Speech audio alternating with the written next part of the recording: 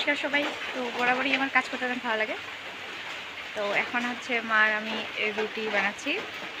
আর যেহেতু এই যে বৃষ্টি হচ্ছে, দেখেন, তাই মেজিক চুলায় রুটি দিয়ে দিতেছি। মা হচ্ছে বেলে বেলে দিচ্ছে আর আমি হচ্ছে ইয়ে করতেছি। এই দেখেন,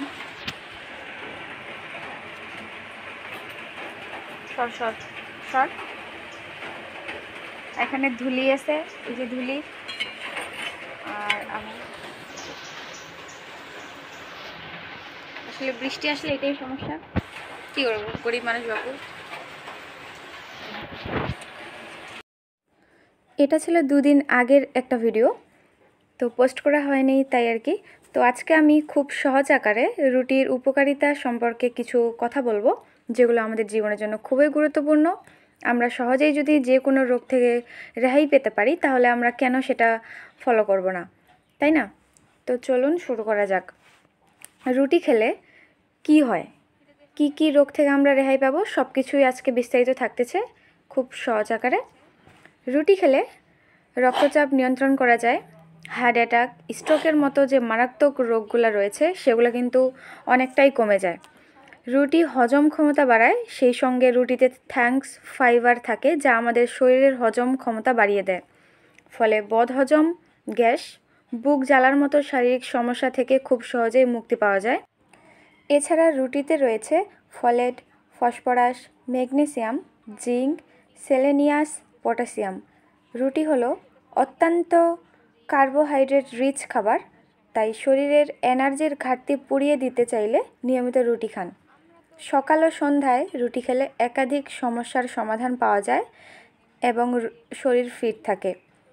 আটার সবচেয়ে ভালো গুণ হলো এতে কোনো ফ্যাট থাকে না।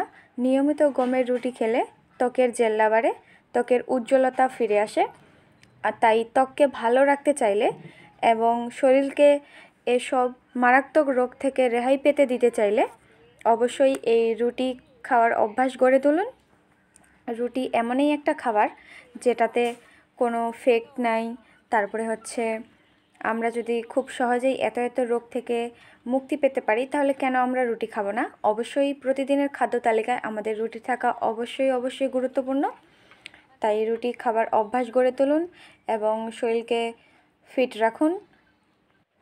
রুটির মধ্যে আরও একটি গুরুত্বপূর্ণ বিষয় হচ্ছে, রুটিতে কিন্তু কোনো ফ্যাট না থাকার ফলে আমাদের যে অতিরিক্ত চর্বি জমা হয় সেটা কিন্তু আমরা এই রুটি খেলে কমাতে পারবো। ঠিক আছে? আচ্ছা, রুটি কিন্তু গমের হতে পারে, আবার আটার হতে পারে, কিংবা ময়দার হতে পারে, কিংবা হচ্ছে চালের গুঁড়ার হতে পারে। তো রুটি যেটাই হোক না কেন, রুটির মধ্যে থাকা উপাদানগুলো সবই সেম।